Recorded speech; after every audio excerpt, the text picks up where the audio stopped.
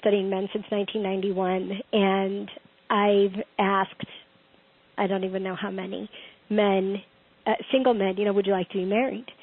And most men, there are a few that are like, no, never again. But most men say yes. The overwhelming majority of men, like I'd say 90% of men, say yes.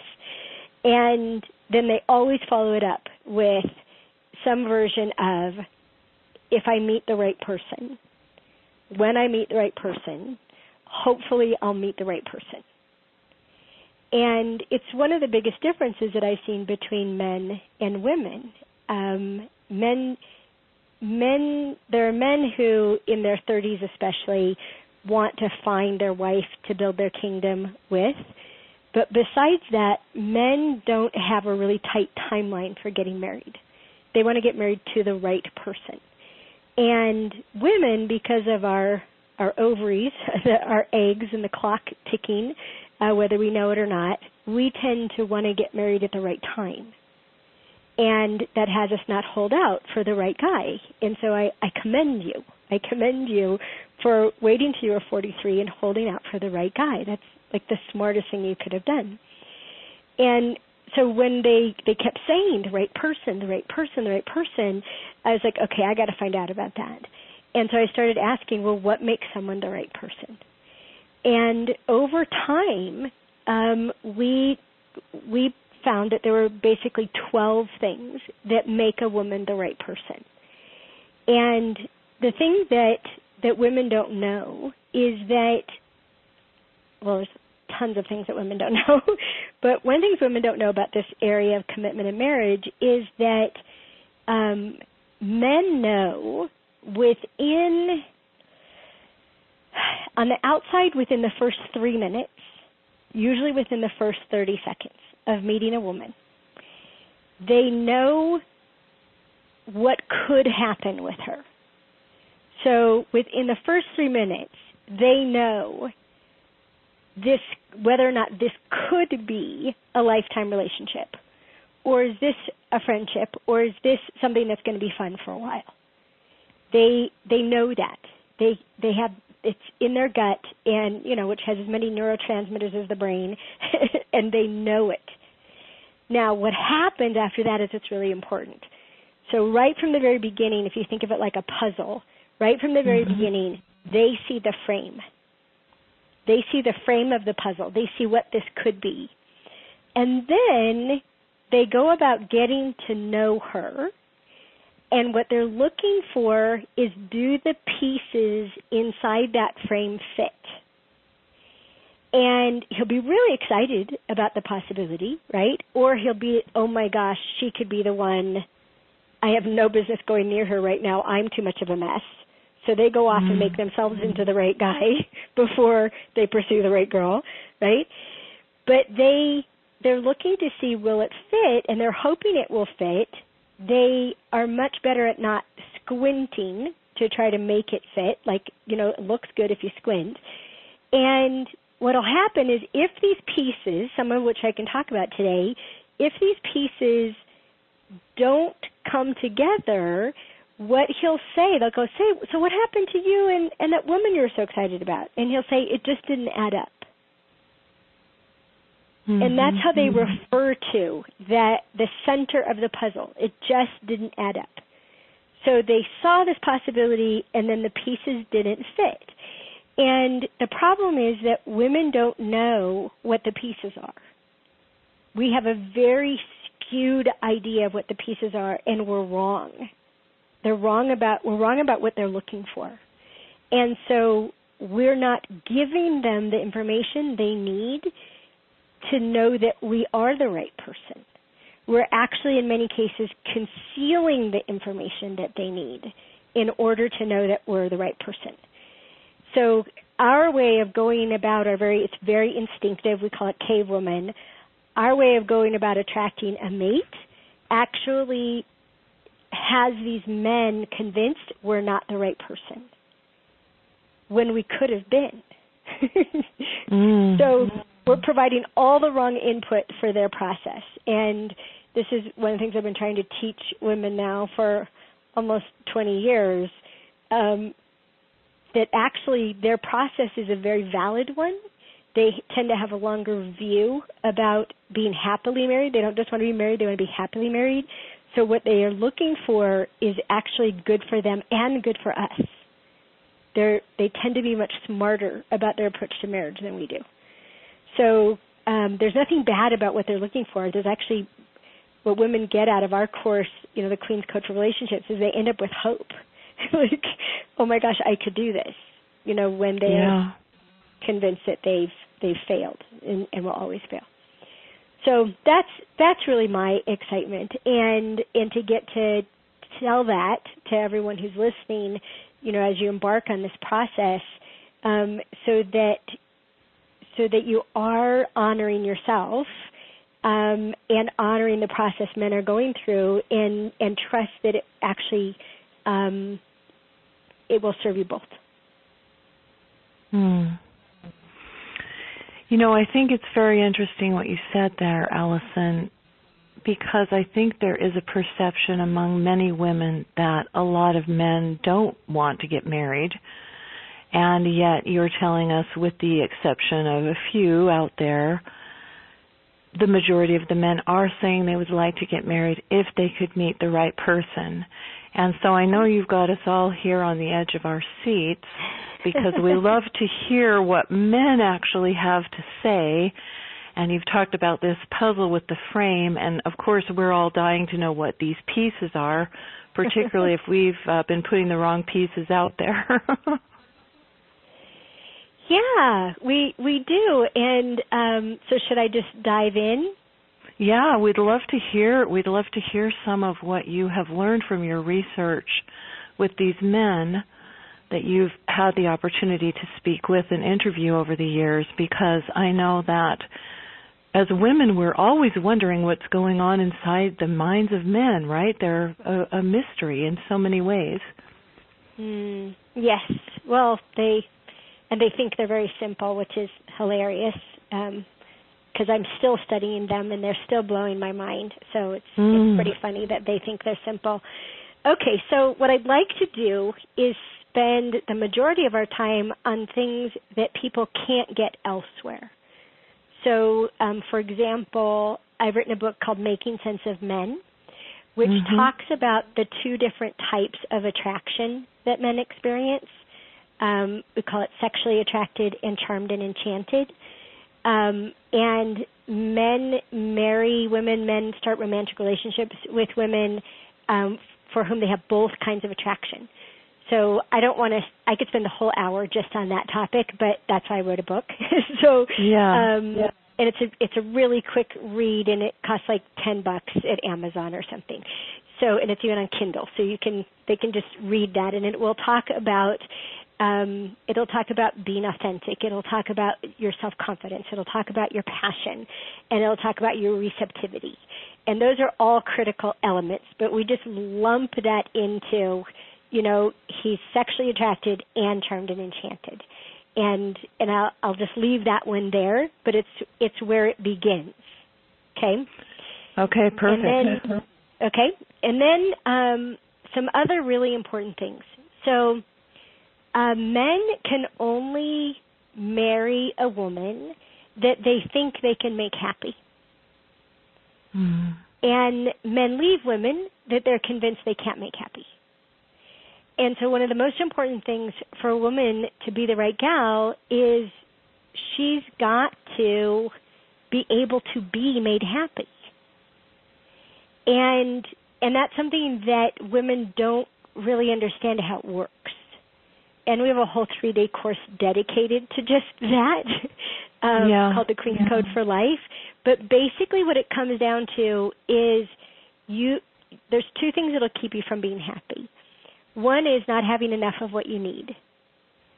So mostly to start with is sleep more. Most women are not getting enough sleep for them to be able to be made happy. They're not moving their bodies enough. I don't like the word exercise because that sounds like a chore. Move your body. I don't care if you're dancing around in your living room. Move your body.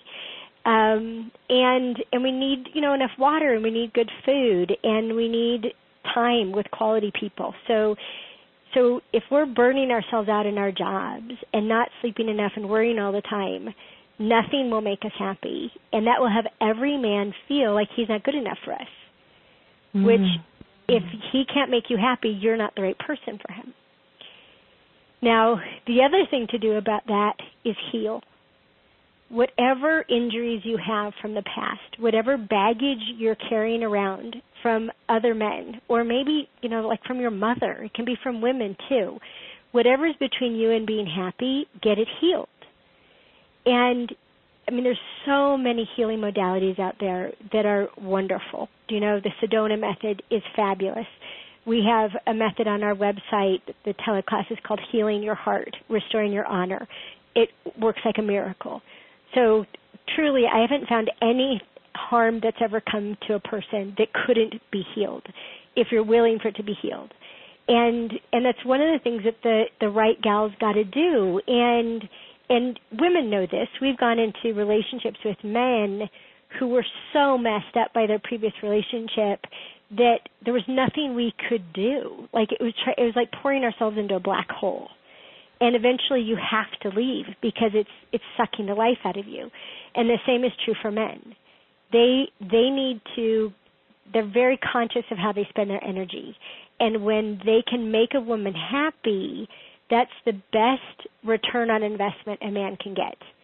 And that has him think, okay, this will work. This will work. This is a good place to invest myself because I'm going to keep getting back more. I'm going to be empowered by being with this woman. I'd be silly to not marry this woman because I'm going to be so much better off. Mm-hmm. Do you want to say or ask anything about that part before I go on?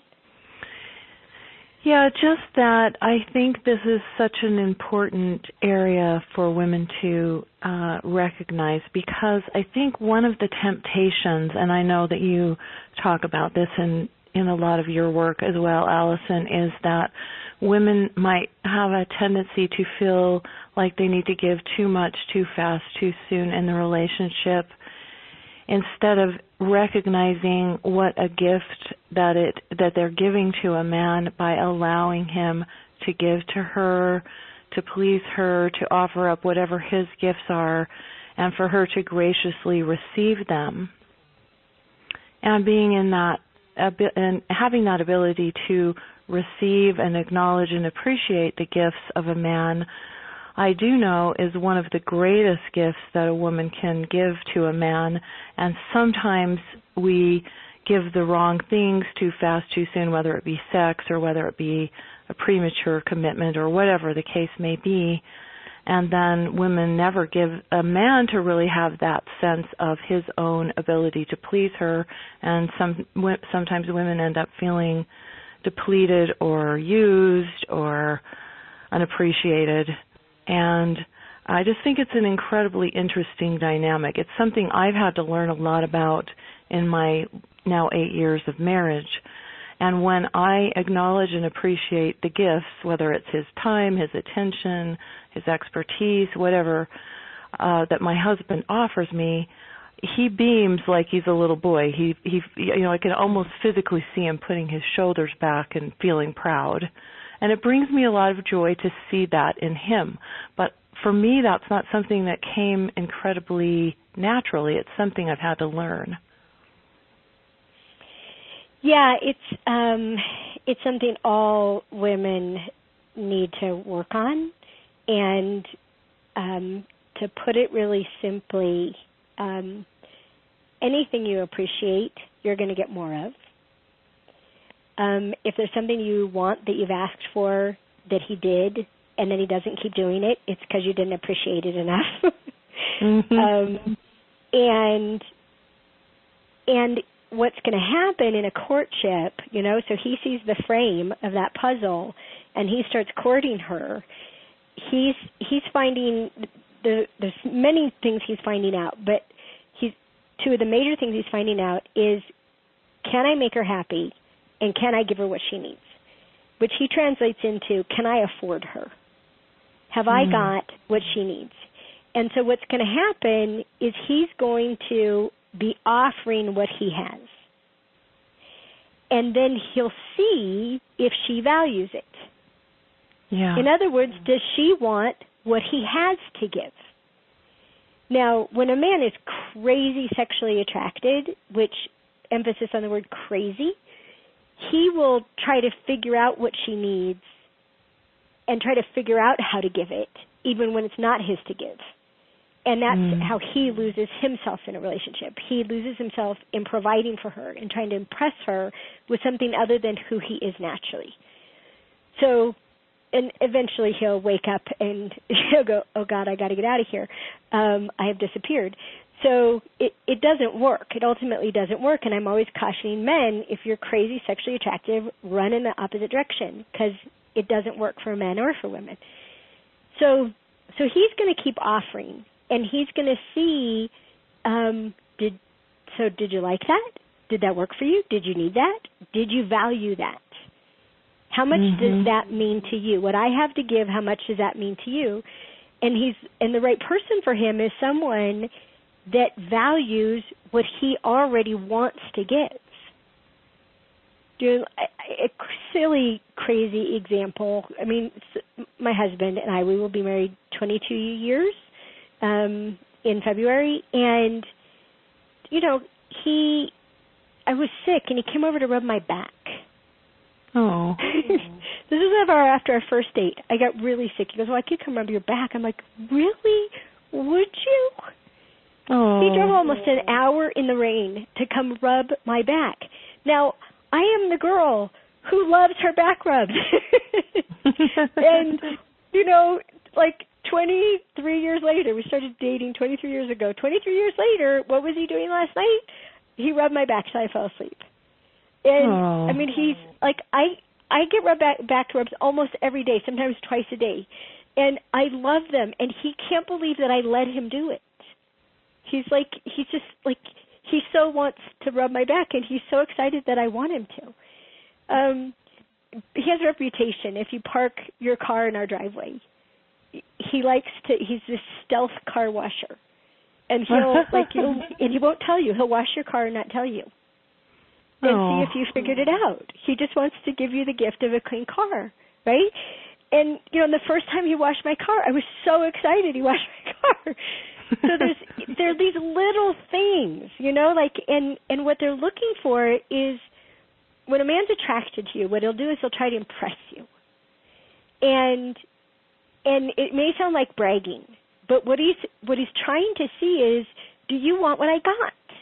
And if you're not impressed by what he's talking about, like that he has one of those, that he's been there and he's done that, he knows he can't ever make you happy. He knows he can't afford you.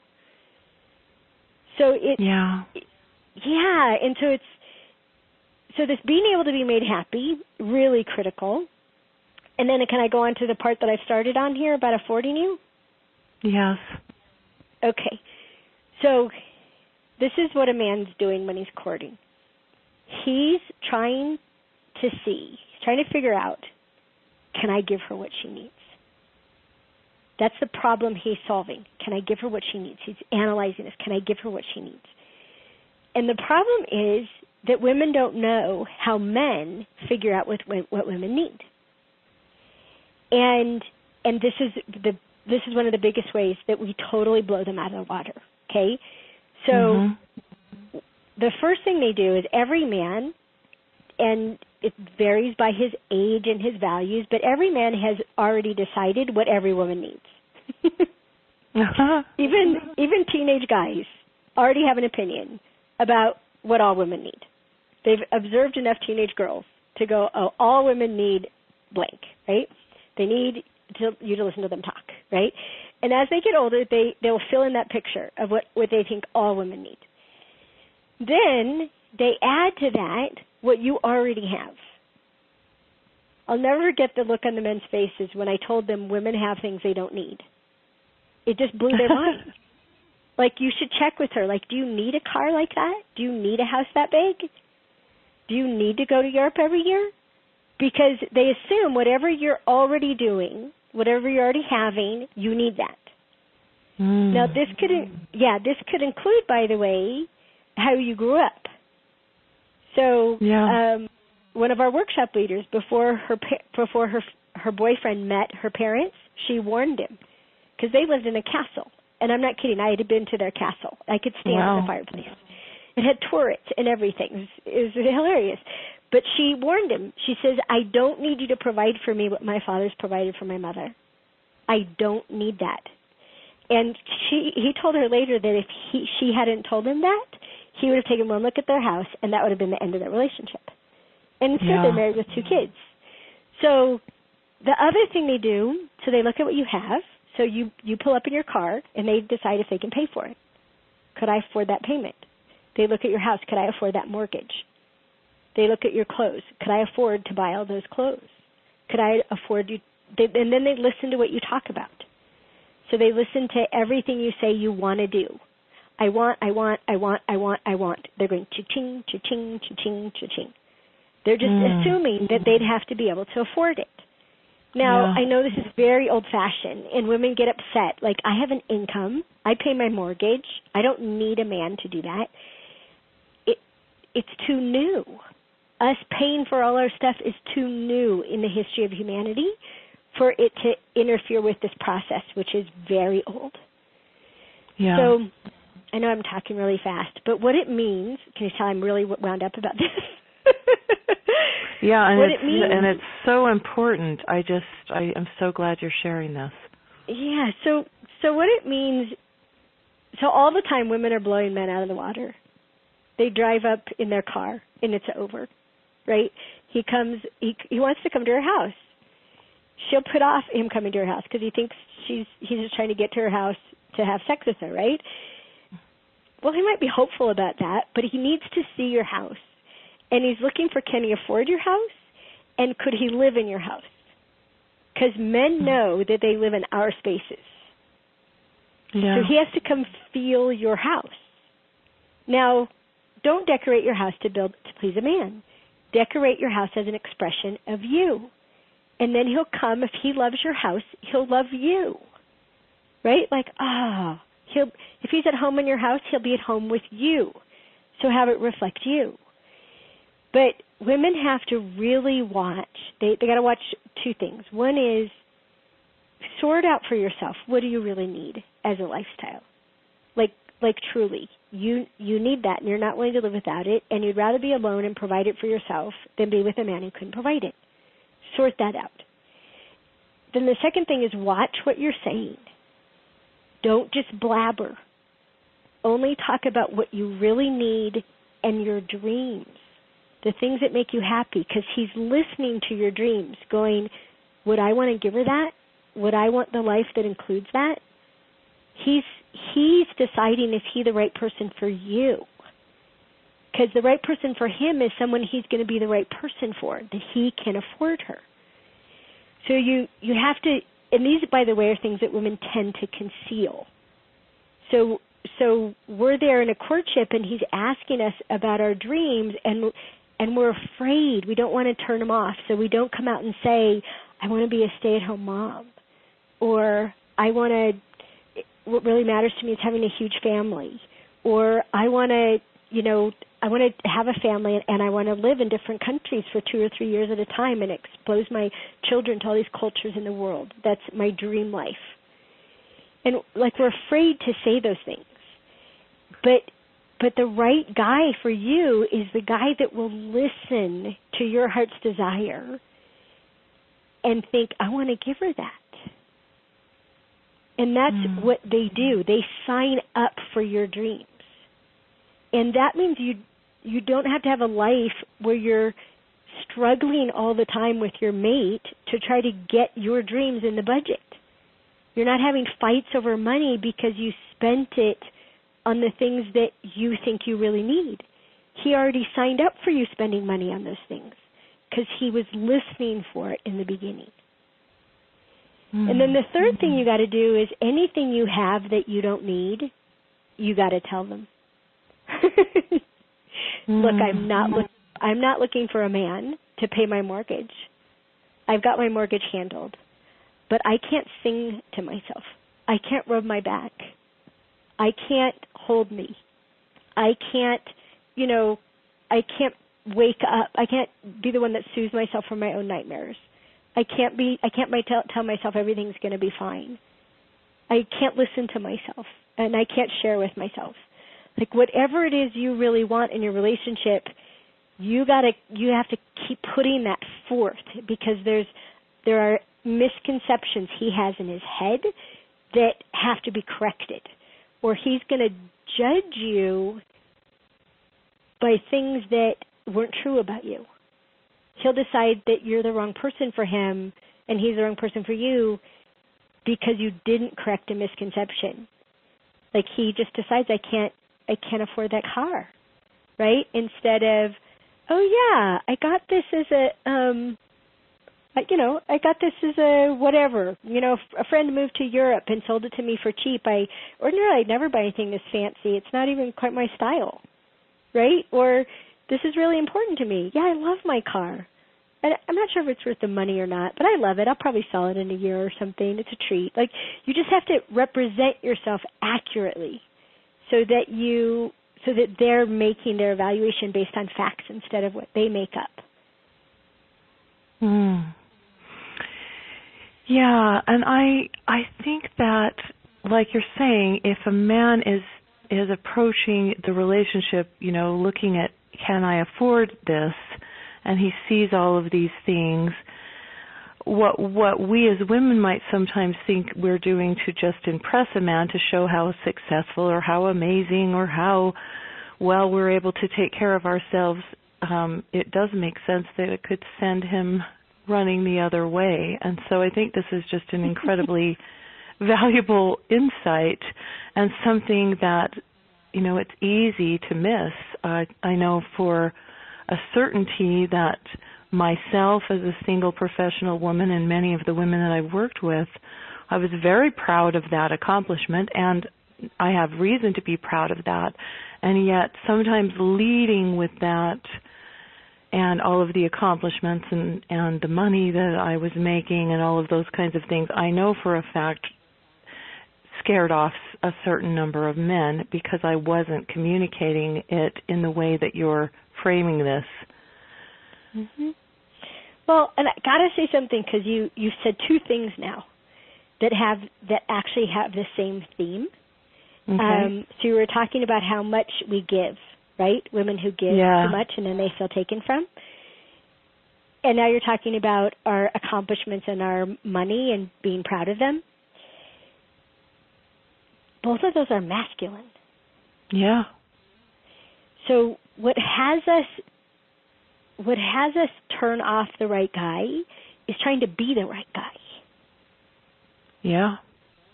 We're trying to court. Yes, we're trying. Basically, what it comes down to is we're trying to prove to men that we don't need them, and we think that makes us more attractive.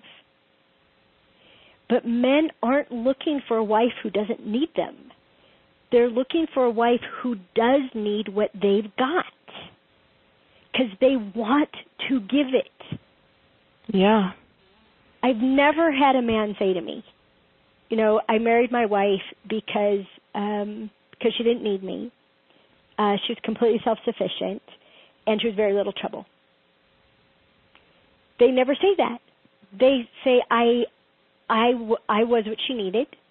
I had what she was looking for. I knew I could make her happy, and we'd gotten through so many problems already. I knew we could face anything together. They're looking for a partner. Yeah, and this has definitely been something that I've had to learn the hard way. As I shared, this has been a process for me on my own journey and in my marriage to learn these differences between men and women and how to express myself in a more feminine way, because I know I was out there shooting myself in the foot, putting forward these, masculine attributes of giving too much and of trying to impress a man with all of my accomplishments and money and career and et cetera. And I have to laugh when I think back on it now. Attract you, right? Yeah, I have to laugh when I think back on it now because, boy, did I give that a good solid try and it never worked. Exactly. Yeah, they're trying to impress you with their accomplishments. Right. Right? And what they're thrilled by is when you're impressed.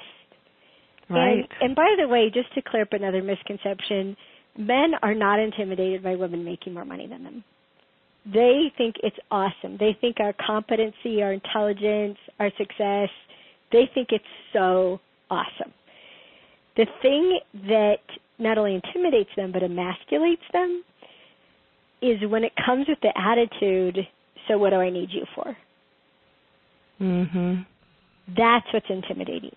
When we have no way that they can contribute to us because we got it all handled, they're out. Yeah. They take themselves out. So it's fine. Make all that money. Be really successful. Except for I got to say one other thing.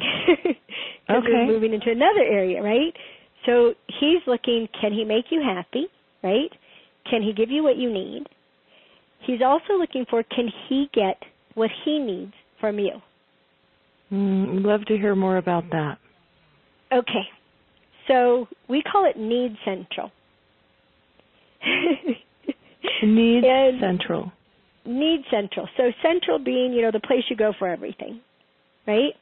Right. And it's, I don't know, my mother used to say something about central. This is something central. When I was a kid, it rubbed off. So it's really about men are, testosterone makes the brain single focused. So men really have this huge brain inclination, like tracking for it, and the way that they're really conservative with energy. So they are the one-stop shoppers.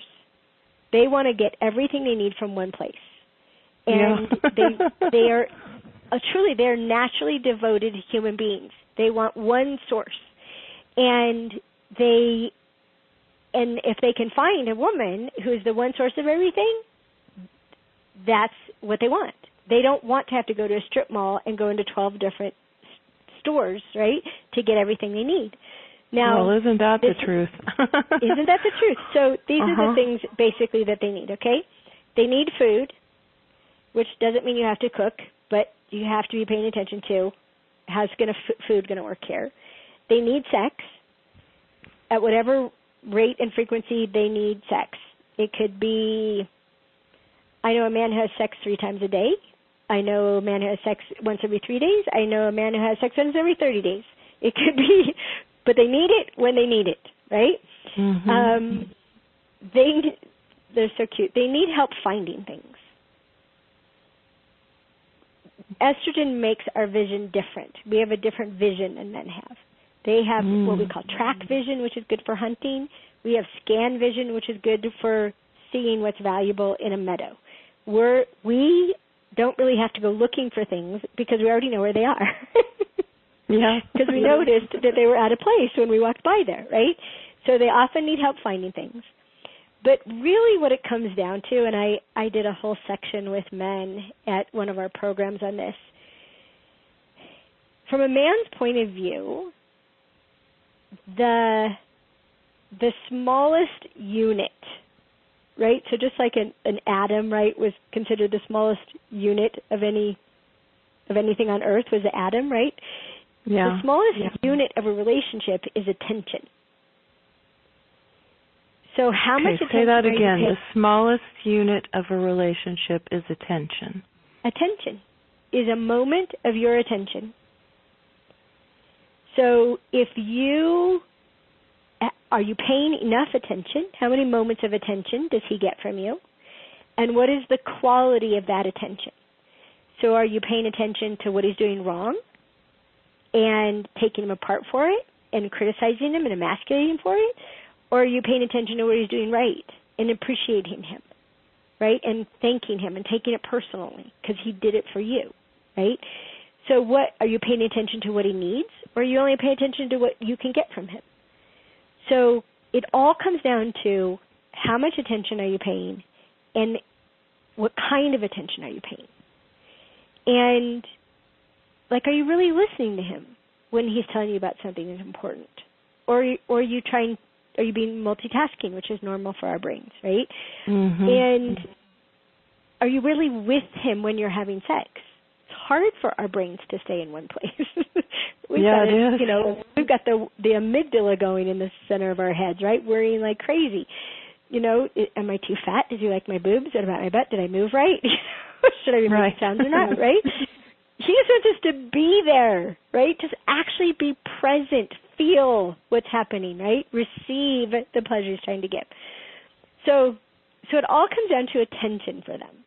And one of the ways that women become not the right person, right? Like he meets her, he's instantly charmed and enchanted by her, he's physically attracted to her, he's like, oh my gosh, wow.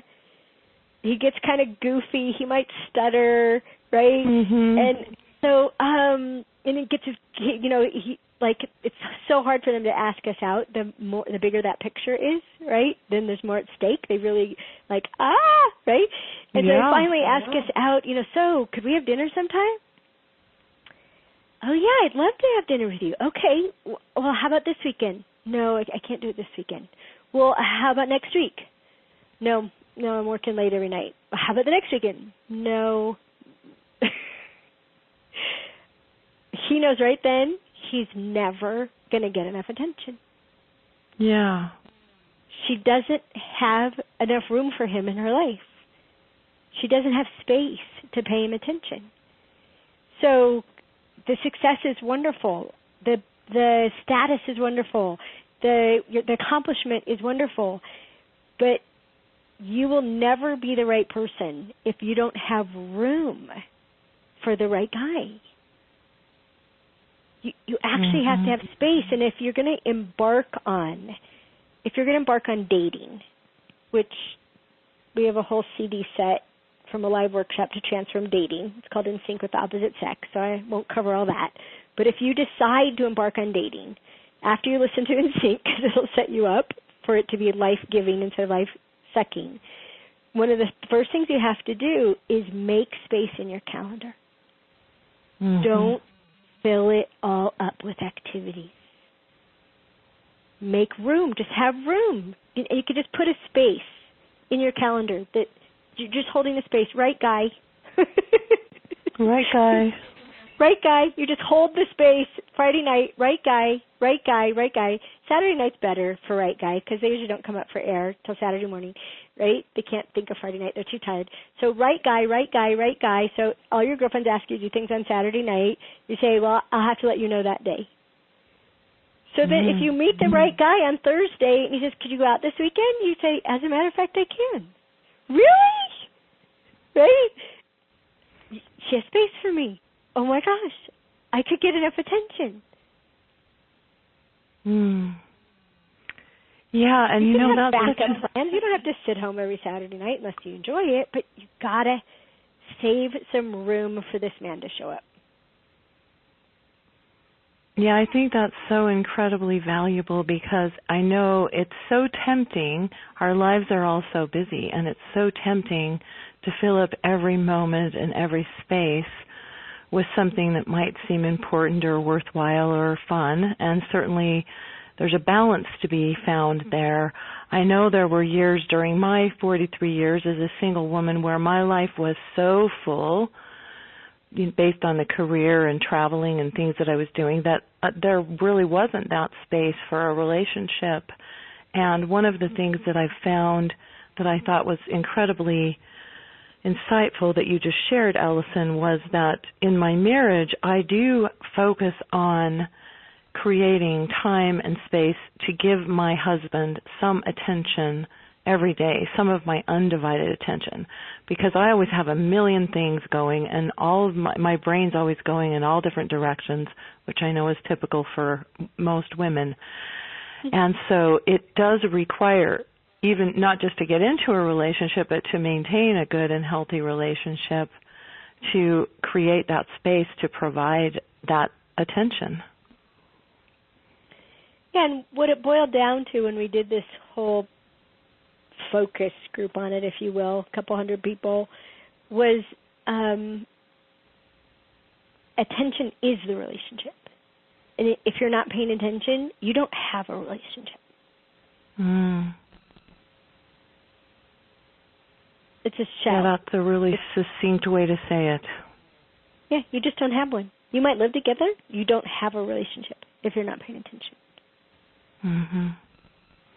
And would you say that's one of the ways that love dies in the context of like a relationship or marriage? Yeah, it all dies. Yeah.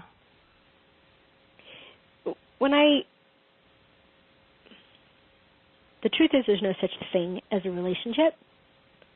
We have this idea that, two people get to know each other, and between them this third thing grows called a relationship, and it has these qualities, and it has this persistence on its own. It has a history. It doesn't actually exist. It blew my mind. I love the dictionary. The dictionary was written by men. Do you want to understand what a man means? Go look it up in the dictionary. Part of my best good advice. tip. Just go look up in the dictionary. That's their book, right? I looked up relationship. I looked up a relationship, expecting them to, describe this thing, right? It said a moment of relating. Mm. Oh my God, that's true. We don't have any relationships. They don't actually have any persistence at all. All we have are moments of relating. And so that's scary. Relationships don't exist.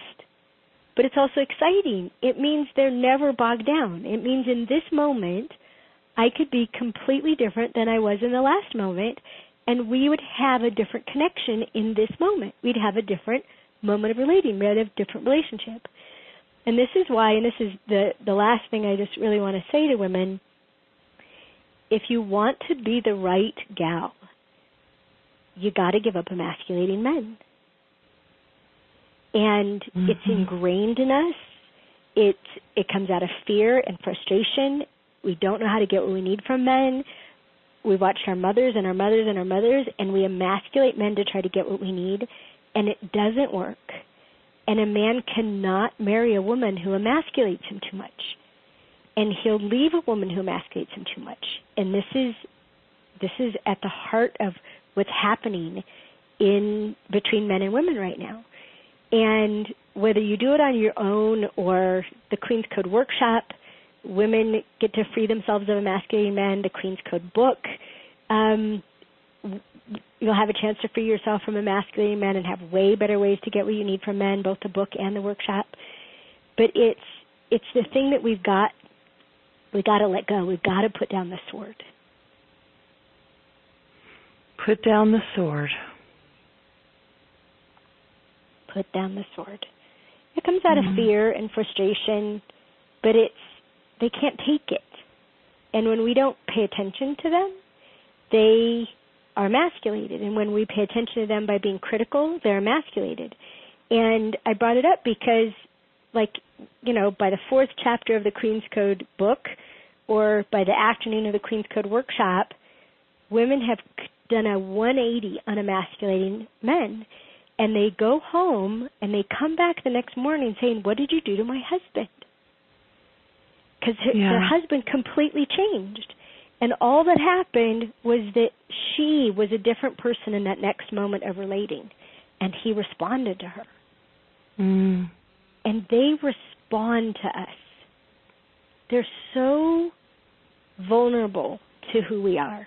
Men are. So much more vulnerable than we think. And this is where my research started in 1991. What if men are responding to women? Mm. And I found out all these ways that they are and all these ways that they're not. And the kind of attention we're paying them is a way that they are totally responding to us. Thank you, Alison. That was really beautifully said. And I am so inspired by the work that you're doing in the world and want to thank you personally for the work that you're doing and doing your part to help heal the planet, because I know that the work that you're doing is incredibly transformational for so many people. And so just from all of us here, thank you for sharing so generously with your wisdom and for the work that you do in the world. You're welcome. It's my pleasure. I have to do it. It's what I have to give. So thank you for receiving it. Yeah. Well, it's beautiful what you're doing, and we really appreciate your generosity with your wisdom and sharing today because I know it will be incredibly beneficial to the women on the call. At our website, you'll find all kinds of good things, and then also on iTunes, we have about 30 hours worth of recordings on iTunes that people can download for really inexpensively. So like In Sync with the Opposite Sex, what I was referring to about transforming dating, you can get that there. All our teleclasses, like Healing Your Heart, you'll find those on our website. And just really happy to get to share with folks. When I found out the 12 things that made a woman the right person, my heart just ached, because most of the things on that list we've been taught to not be. We've been taught to be the opposite of that. And both our instincts and our culture have had us be not the right person. And we think there's something wrong with us personally. And there isn't anything wrong with us personally. What's all cattywampus is our approach. We've been taught the wrong approach. And the beautiful thing about what men are looking for is that it's so much better than what we think they're looking for. We think they're looking for someone who's perfect and for someone who doesn't have any problems or doesn't need very much. And they're not looking for perfection. They don't expect it. Authenticity is the second most attractive quality in a woman, and confidence is the first. So if you like yourself, if you have confidence, literally means with faith. If you have faith in yourself, work on liking yourself, work on loving yourself. Go ahead and be proud of yourself. It's tremendously attractive. And then being authentic about what you need and what makes you happy and what your dreams are, even authentic about your fears, also really attractive. So it's what we've been taught about, like that we should be perfect and we should have this perfect shape and we should, be the best they ever had in bed and we should never have any problems and not need anything. It's all baloney. That's not what they're looking for. They're so much bigger than that, so much more generous than that. And their approach to a lifetime partner, they're really looking, could I make her happy for the rest of her life? Could I give her what she needs for the rest of her life? They're naturally committal. Men are naturally committal. They're not non-committal. They're naturally committal. They take it so seriously, which is why they take it more slowly. It's why the picture's got to add up, because they can't lose at marriage. It's the biggest failure of their life to lose at marriage. And they're avoiding it like crazy by trying to go in eyes wide open and pick the right person. Yeah.